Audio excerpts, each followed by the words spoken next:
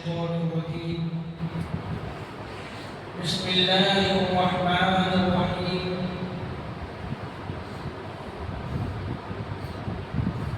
قالوا يا هود ما جئتنا ببينة وما نحن بتاركي آلهتنا عن قولك وما نحن لك بمؤمنين. نوح علیہ السلام حضرت ہود علیہ السلام کی قوم کے لوگوں نے کہا اے ہود ما جئتنا ببینا، تو ہمارے پاس کوئی دلیل تو لایا نہیں، وما نحن بتارکی آلہتنا عن قولک، اور ہم صرف تیرے کہنے پر تیری بات پر اپنے معبود کو چھوڑ نہیں سکتے، وما نحن لک بمؤمنین، اور ہم تیرے اوپر ایمان رکھنے والے بھی نہیں ہیں۔ ایک نبی جو ہوتا ہے وہ اپنے آپ میں ہی ایک دلیل ہوتا ہے، اللہ کا پیغام پہنچانے والا، لیکن جو لوگ کافر ہوتے ہیں، مشرک ہوتے ہیں، انہیں یہ دلیل نظر نہیں آتی، وہ ڈھائی پر اڑے رہتے ہیں۔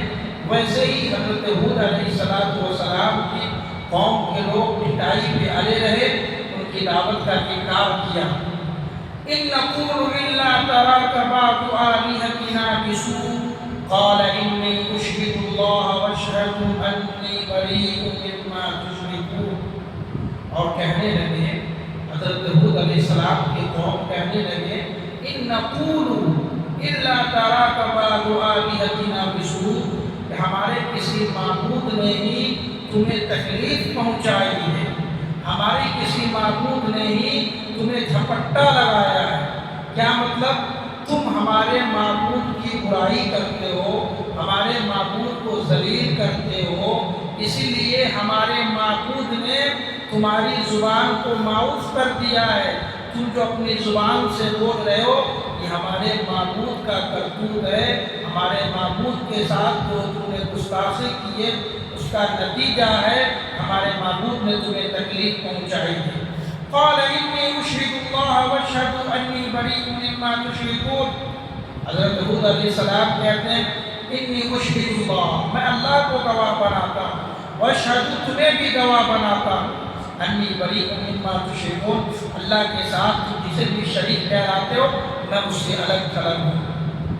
یعنی ہود علیہ السلام کی قوم نے کہا کہ ہمارے معبود نے تمہیں تکلیف پہنچایا ہے، اس لیے تم یہ سب بات کر رہے ہو، دعوت کا کام کر رہے ہو، ہمارے معبود کے ساتھ تم نے جو گستاخی کی ہے ہمارے معبود نے تمہیں کر دیا ہے، اسے کہتے ہیں نا نظر لگا دیا، ہمارے معبود نے تمہیں نقصان پہنچایا، اس نقصان کا نتیجہ ہے۔ حضرت ہود علیہ السلام نے کیا کہا؟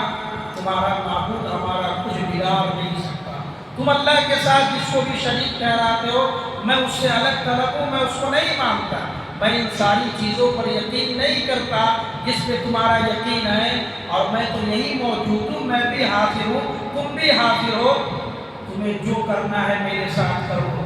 اگر تمہارے معبود کے اندر اتنی پاور ہے، اتنی طاقت ہے، اتنی طاقت ہے تو میں یہی موجود ہوں، وہ میرا نقصان کر کے تو دکھا دے۔ من دونہ فکیدونی جمیعا ثم لا تنظرون، تم سب مل کر میرے خلاف چال چلو، سب مل جاؤ اور ہمیں ذرا برابر بھی مہلت مت دو، اور نقصان پہنچا کر کے تو دکھاؤ، نقصان پہنچا کر کے دکھاؤ، تمہارا معبود جو ہے وہ ہمیں نقصان پہنچا کر کے تو دکھائے۔ انی توکلت علی اللہ، میں تو اللہ پر بھروسہ کرنے والا ہوں، ربی و ربکم، جو میرا رب ہے تمہارا بھی رب ہے۔ آج بھی جو نام نہاد مسلمان ہیں، جن کا نام صرف مسلمان ہے، وہ جو جمعہ والے جو نماز مسلمان ہیں، ہفتہ واری مسلمان، عید کا نماز پڑھنے والا، جنازے کی نماز، اچھا آپ دیکھیں گے جو لوگ بے نمازی ہوتے ہیں ان نماز جنازہ میں دیکھیں گے وہ سب سے آگے رہتے ہیں۔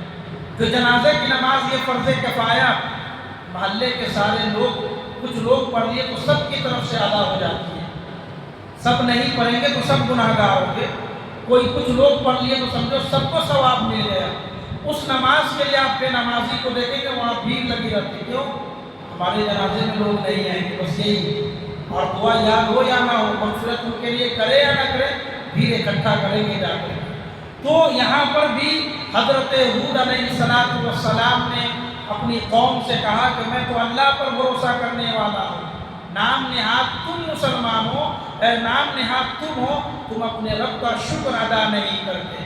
آج کسی نام نہاد مسلمان کو آپ کہیں گے کہ یہ تم جس کے پاس میں جاتے ہو اللہ کے علاوہ مدد مانگتے ہو، پکارتے ہو، تو وہ آپ کو جواب میں کہیں گے کہ تم ان کے ساتھ فلاں بزرگ کے ساتھ گستاخی کر رہے ہو، تمہارا نقصان ہوگا، تم پر لعنت ہوگی، ایسی باتیں کرتے ہیں۔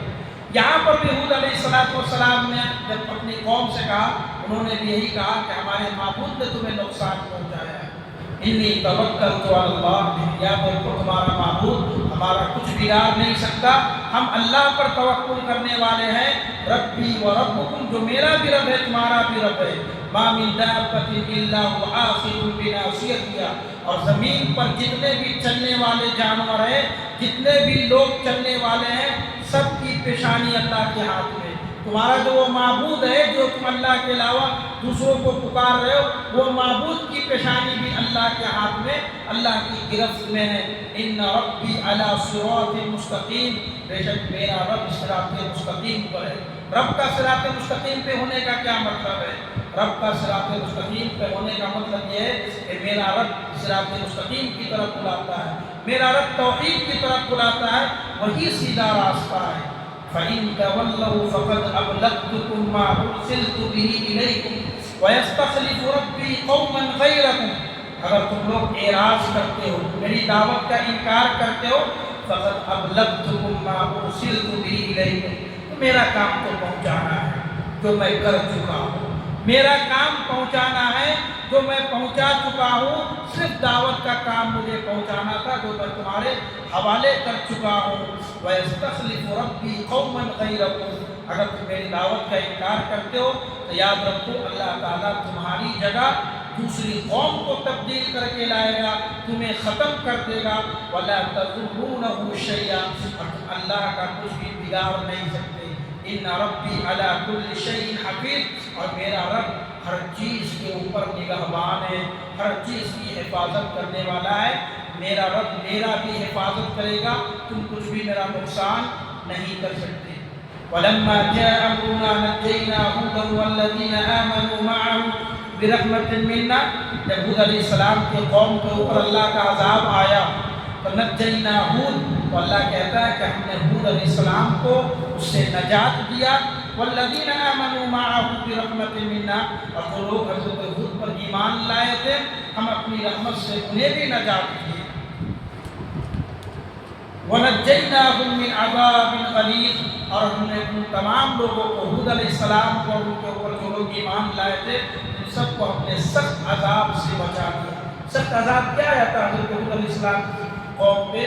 اللہ تعالیٰ کی جانب سے ریح عقیم، بہت تیز ہوا چلی تھی، طوفان آیا تھا، طوفان کے ذریعے سے اللہ تعالیٰ نے اس قوم کو ہلاک کیا تھا۔ اتنی مضبوط قوم تھی، جب یہ ہوا چلی تقریباً 7 دن یا 8 دن تک یہ ہوا چلتی رہی، یہ لوگ زمین کے اندر زمین کو پار کر کے گھس گئے اور زمین سے دیکھتے تھے نکل کر کے یہ ہوا ختم ہوئی یا نہیں۔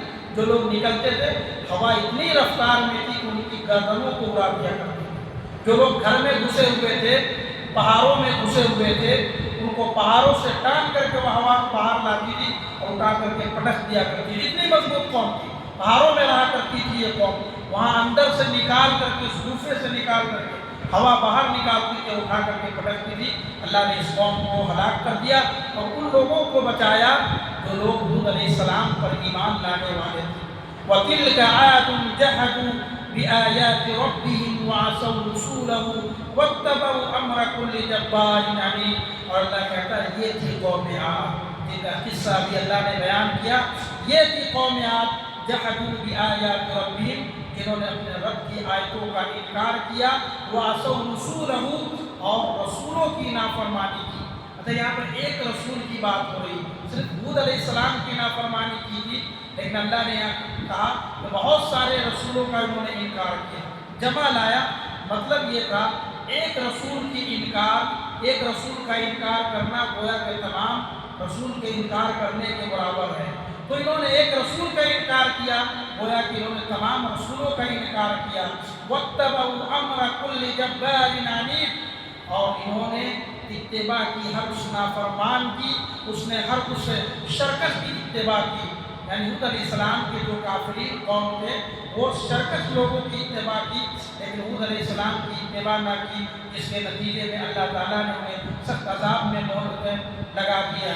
وَأُتْبِعُوا فِي هَٰذِهِ الدُّنْيَا لَعْنَةً وَيَوْمَ الْقِيَامَةِ، اور اللہ رب العالمین دنیا میں بھی ان کے اوپر لعنت بھیجتا ہے اور قیامت کے دن تک ان کے اوپر لعنت بھیجتا رہے گا.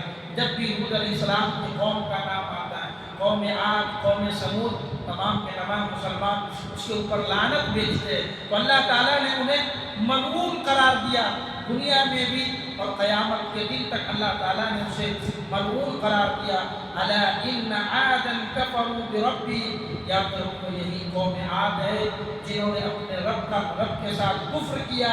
الا بعدا لعاد قوم ہود، دیکھ لو قوم عاد نے جب اپنے رب کے ساتھ کفر کیا تو ہود کی قوم عاد پر اللہ تبارک و تعالیٰ نے اپنی رحمت سے دور کر دیا. جب کسی چیز کے اوپر لعنت ہوتی ہے، لعنت کا مطلب ہوتا ہے اللہ کی رحمت سے دور ہو جانا. اللہ اپنی رحمت سے دور کر دیا اس قوم کو. اللہ تعالیٰ سے دعا ہے رب العالمین ہم سب کو ان کئی باتوں پر عمل کرنے کی توفیق عطا فرمائے.